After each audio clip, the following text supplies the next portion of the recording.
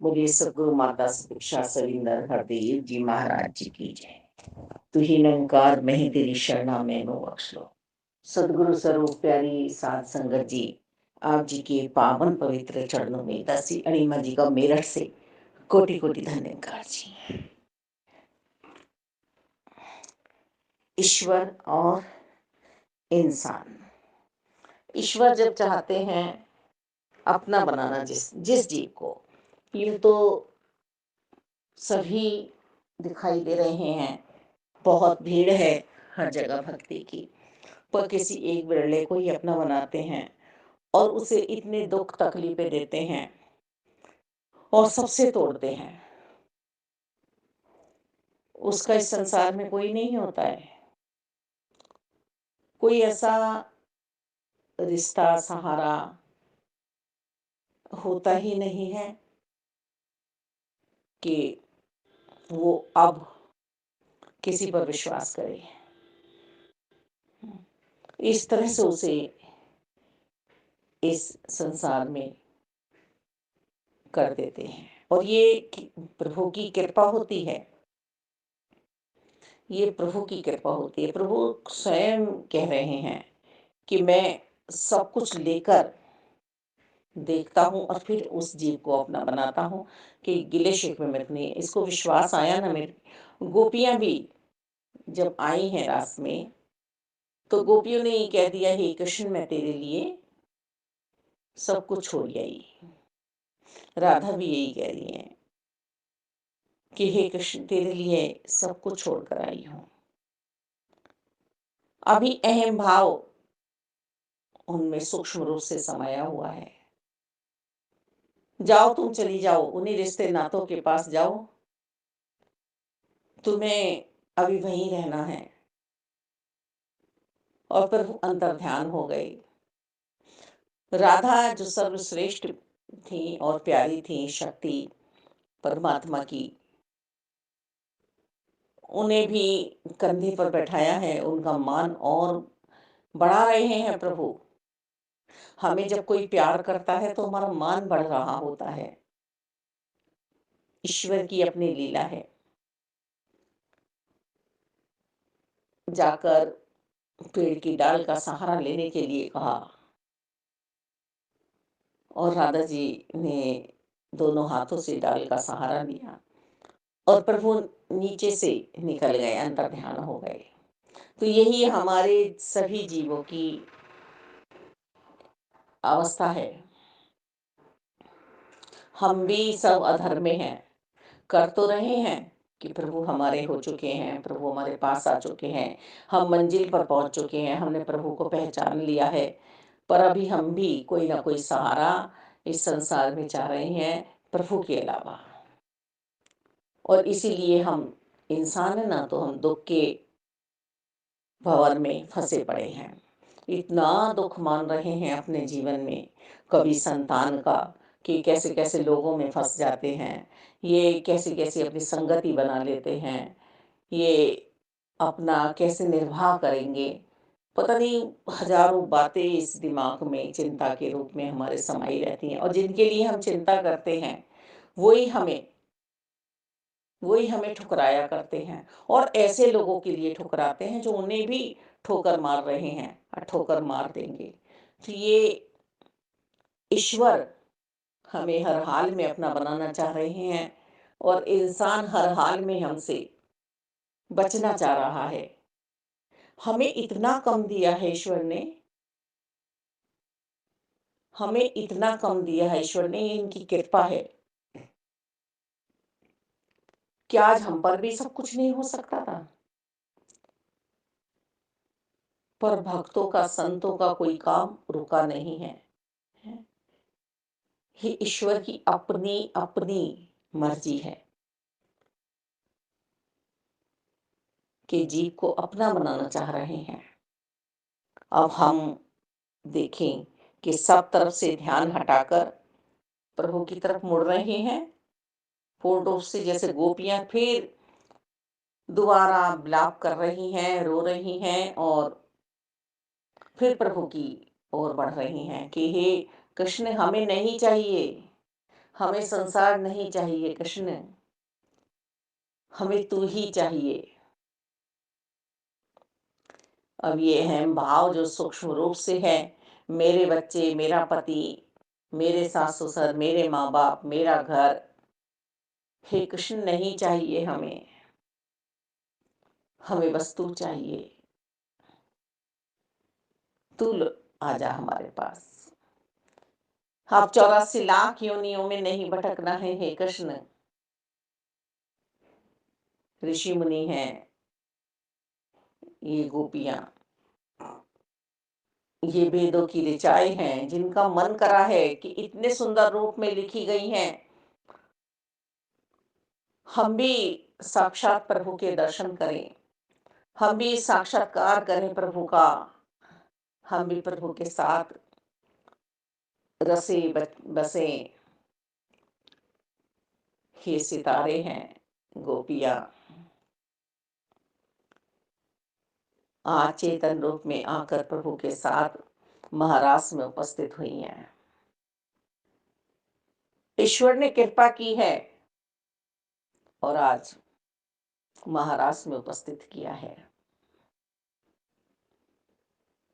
हाँ, भाई पसारे खड़ा हूँ, पर जी बार-बार मानता ही नहीं है मेरा, मेरा, मेरा, मेरा। कोई तेरा नहीं है, कोई तेरा नहीं है और ये तेरे लिए ही सब ईश्वर कर रहे हैं। कोई एक तो होता ना तेरे लिए,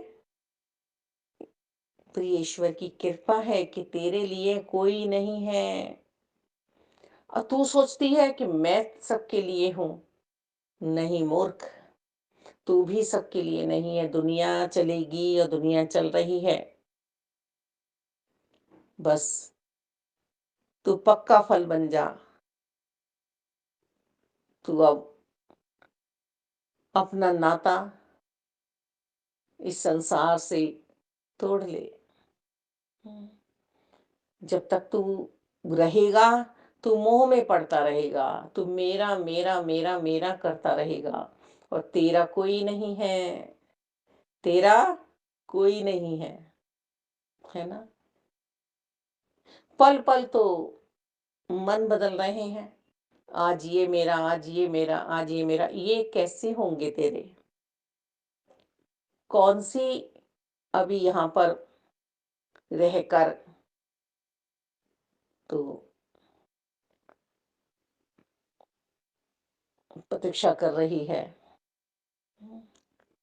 ये तो सब माया है और माया में इतने लीन हैं कि इन्हें तो फर्ज कर्तव्य भी याद नहीं है, सिर्फ अधिकार याद है। ये मानव ऐसा है और जो अधिकार वाले हैं, वो अधिकार जमाते जमाते कलह कलेश करते करते किसी के नहीं हो पाएंगे। ये भी पक्का दावा है। ईश्वर हमें अविनाशी मिले हैं, जो हर पल रहने वाले हैं। इस अविनाशी में हमें अब खो जाना है। इस ईश्वर का हमें होना है। इंसान की ऐसी तो हालत स्वयं की हो रही है कि माँ बाप से फायदे तो चाह रहा है, पर उनका आदर नहीं कर रहा है।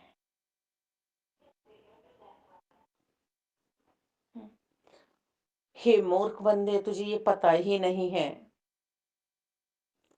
कि माँ बाप कभी बूढ़े नहीं होते हैं, माँ बाप कभी गरीब नहीं होते हैं, माँ बाप कभी बदसूरत नहीं होते हैं, माँ बाप सुख सुविधा नहीं होते हैं। माँ बाप एक वरदान है तेरे लिए, है। तो उन माँ बापों को साक्षात्कार परमात्मा को छोड़कर सही है माया में किस तरह से हमें विचरना है, किस तरह से हमें रहना है। कि लेकिन धरती का वरदान यदि है तो वो माँ बाप हैं, वो गुरु हैं, हैं। आज यहाँ से माया उतरेगी, फिर तो कहीं और माया को ढूंढेगा। तू माया का दीवाना है इंसान, तू माया का दीवाना है। क्या बनेगा तेरा? तू अब जाग, उठ, सकारात्मक सोच रख अपने पास। मानसिक तौर से तू बीमार हुआ है। तूने मानवीय गुणों को खो दिया है। तू अपने आप में परेशानी इसलिए है, प्रभु खुद कह रहे हैं, तूने वायदा बुलाया है अपना, तू भूल गया है सृष्टि के सृजनहार को। यहाँ सिर्फ और सिर्फ एक निरंकार के अलावा कोई रहने वाला नहीं है। तूने निरंकार को पहचान कर, अंग संग जानकर इसकी जो भक्ति की है, वो ही सिर्फ तेरे काम आनी है। मन में सिर्फ और सिर्फ प्रभु को बसा लो। मन में संसार बसा हुआ है, मन में संसार बसा हुआ है। चाहती हो कि हम सबका भला करें, पर वो भला कराना चाह नहीं रहे हैं। वो कब से तुझे धक्के दे रहे हैं, कब से तुझे हटा रहे हैं। हे जीव, संभल जा, संभल जा, सिर्फ एक परमात्मा का हो जा, है ना? ना तेरा हुआ है ना तेरा होगा।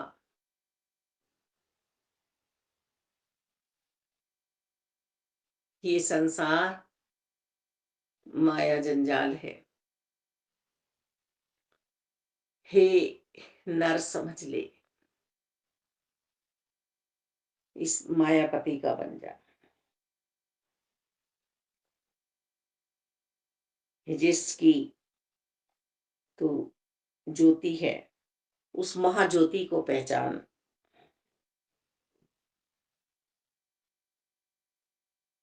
तू जिसका अंश है, उस अंशी को पहचान पहचान।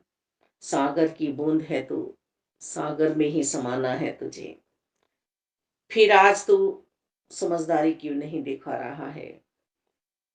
क्यों तू अभी गफलत की नींद में है? बार बार तू संभलने का प्रयास कर रहा है, फिर जो जाकर मेरेपन में खो जाता है। सतगुरु जी स्वयं ईश्वर के रूप में इस धरती पर आए हैं, और ये सतगुरु जी का इशारा तुझे मिला है। ये अद्भुत घर दिखाया है तुझे।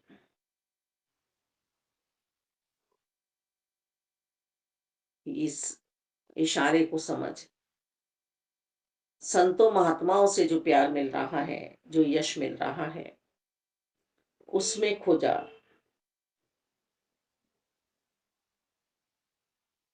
गुरु की ही तुझे जरूरत है हे जीव।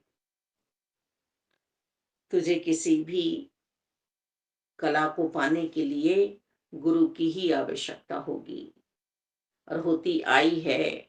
अभी क्या समझ रहे हो तुम कि हम 60 साल के हो गए, हम 55 साल के हो गए, अब गुरु की आवश्यकता नहीं है।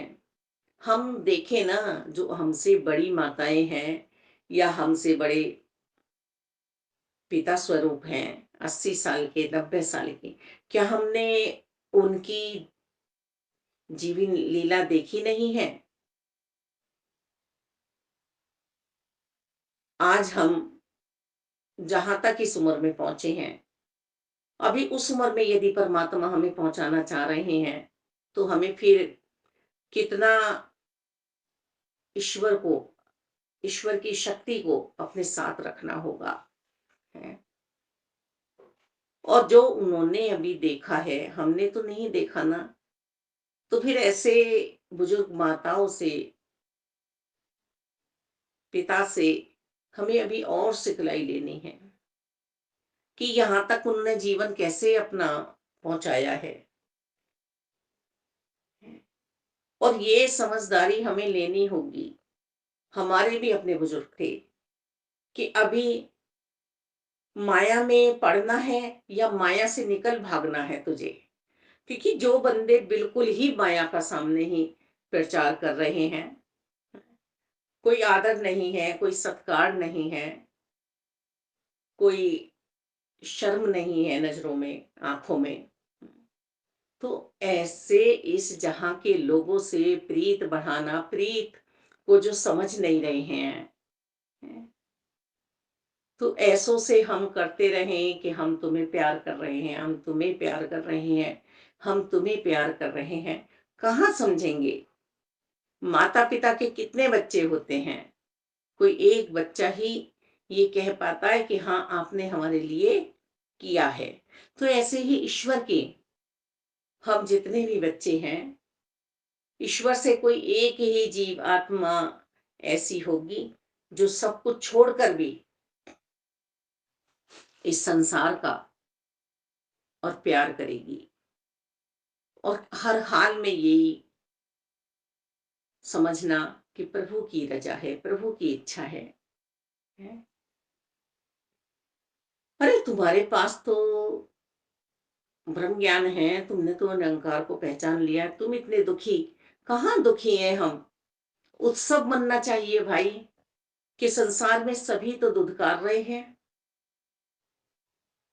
सभी तो अपना रिश्ता कहीं और जोड़ लेते हैं और हमसे रिश्ता तोड़ देते हैं। इस बात में ब्रह्म ज्ञानी जन, संत जन उत्सव मनाते हैं और आगे निकल जाते हैं अपनी गठरी लेके।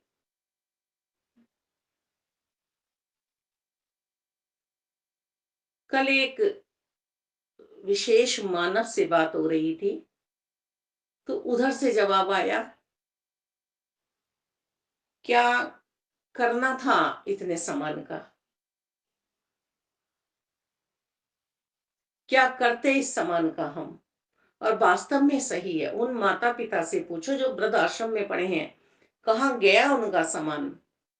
उन्होंने भी तो गृहस्थी जोड़ी होगी। पर यहाँ एक बात मानव को समझ लेना है कि हमें नारायण बनने की जो ये बारी मिली है, नर से ही तो नारायण बनना है। गोपियां आज कृष्ण हुई हैं महाराष्ट्र में पहुंचकर, स्वयं कृष्ण बन रही हैं। मैं ही कृष्ण हूँ, मैं ही कृष्ण हूँ, मैं ही कृष्ण हूँ, मैं ही ब्रह्मा हूँ। भ्रम भुलेखों को अब हमें छोड़ना होगा। कोई नहीं है, कोई नहीं है जो सिर्फ व्यापार कर रहा है, जिसके दिल में प्यार है ही नहीं, जो उतारेगा ही हमारी, तो ऐसों में क्या फंसा रहना? यही संसार है, यही माया का संसार है, बिल्कुल साफ दिखाई दे रहा है।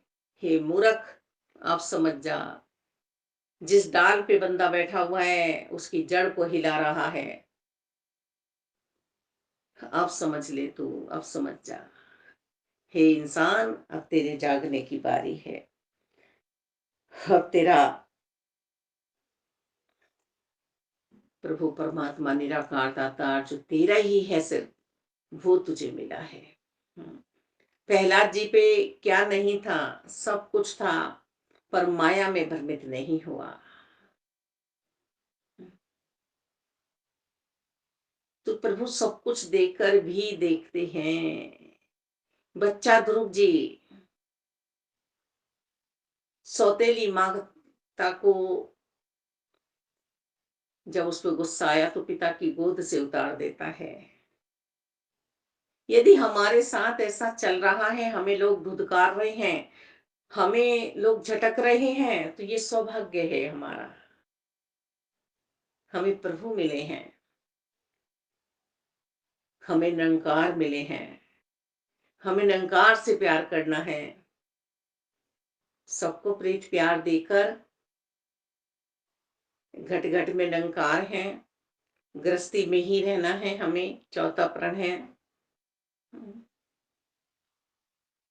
पर पके फल की तरह से हमें जड़ से अलग तो होना ही होगा, मोह माया से अलग तो होना ही होगा, ऐसे व्यापारियों से अलग तो हमें होना ही होगा जो रिश्तों का फायदा उठा रहे हैं।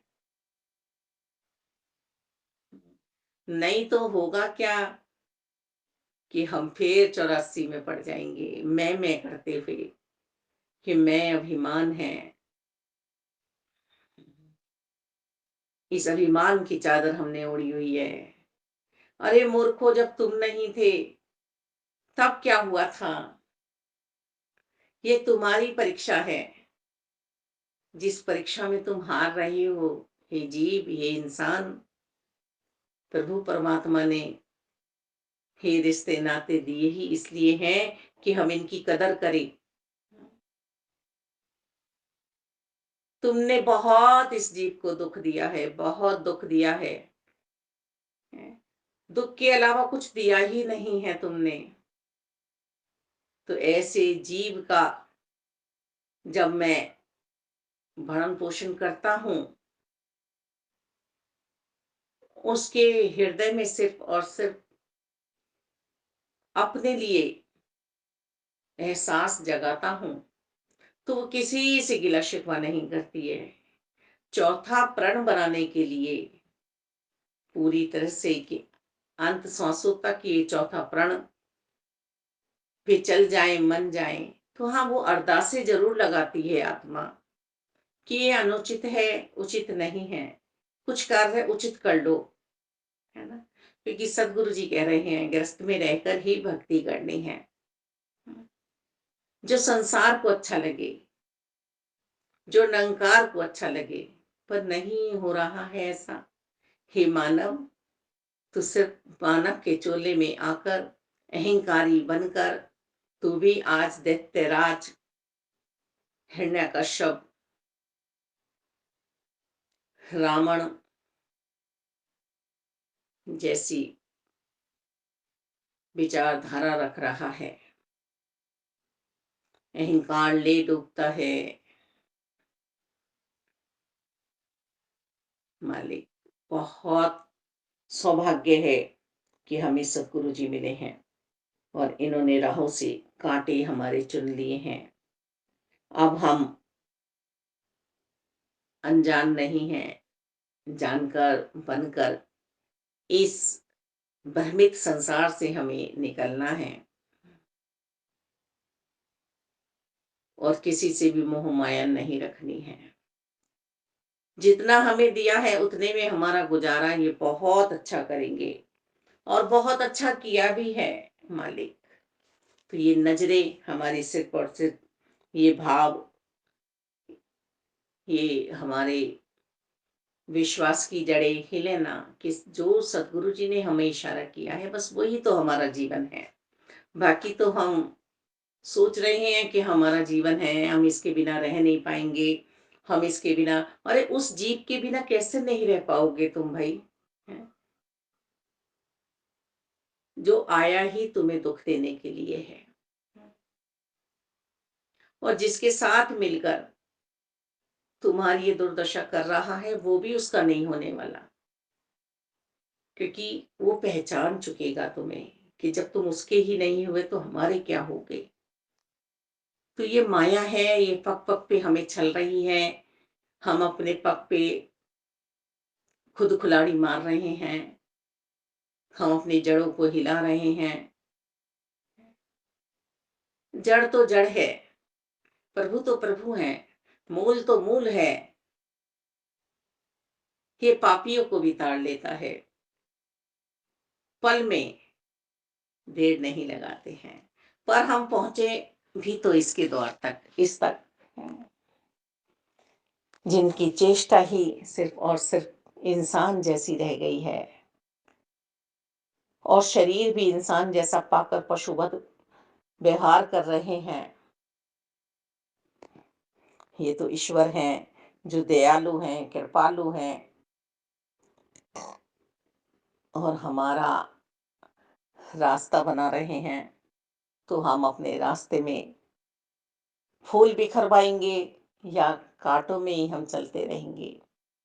हुँ। अब चुभन भी हो रही है इन काँटों की। अब ये चुभ रहे हैं हमारे काँटे। हुँ। तो आत्मा से संन्यास लेते हुए, मन से संन्यास लेते हुए, इस आत्मा को परमात्मा में से हटाने की बारी नहीं है। इस आत्मा को परमात्मा में, अविनाशी में बैठाने की बारी है। स्थिरता लाने की बारी है। अस्थिर हो जाते हैं हम। कितने-कितने दिन हमारा सत्संग नहीं होता है। प्रभु से नाता छूटते ही हम इस संसार की स्थिति को ग्रहण करते ही और हमारे अपने क्रियाकलाप ऐसे हो जाते हैं कि जो हमें ही अच्छे नहीं लगते हैं। हमारे संत प्रवृत्ति के साथी को अच्छे नहीं लगते हैं। ये क्या हो रहा है? रोना, चिल्लाना, किसी से कुछ चाहना, है कि हमारे साथ ऐसा व्यवहार मत करो। सबके अपने मन हैं। सब अपने मनों से चल रहे हैं। मन में बैर, ईर्ष्या, द्वेष लेकर जो चले हैं। माता यदि डांट रही है तो पुत्र का जीवन बनाने के लिए डांट रही है, और पुत्र यदि माता को डांट रहा है तो उसका जीवन बेकार करने के लिए डांट रहा है, बर्बाद करने के लिए डांट रहा है। तो ईश्वर की चाह तो हमारे लिए बहुत प्यारी है, पर मेरी खुद की चाह मेरे लिए आपत्तिजनक है। जहां नजरों से शर्म हट जाए, जहां शब्दों में मर्यादाएं ना हो, तो ऐसी जगह का त्याग कर देना चाहिए। ऐसे जीवों का त्याग कर देना चाहिए। प्रभु परमात्मा निराकार दातार हमारे साथ हैं। जिस गंदगी में से किसी पशु ने कर दी, जानवर ने कर दी,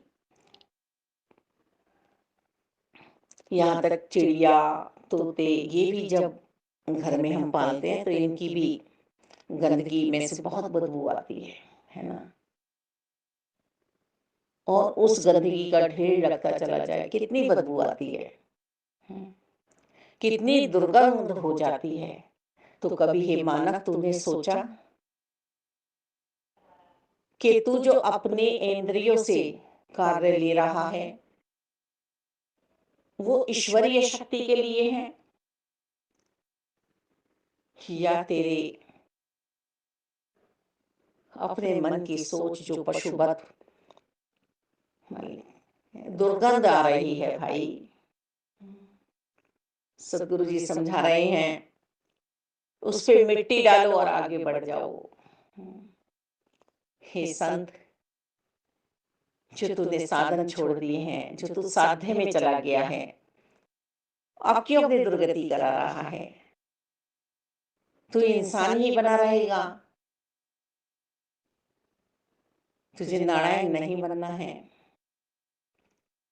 मैं ही निरंकार हूँ, मैं ही निरंकार हूँ, मैं ही निरंकार हूँ, ऐसा आभास तुझे हुआ नहीं हुआ? तुझे क्या छोड़ते हुए ना कुछ तू लाया था, ना तो कुछ तू ले जाएगा है। सब व्यर्थ की बातें हैं ये।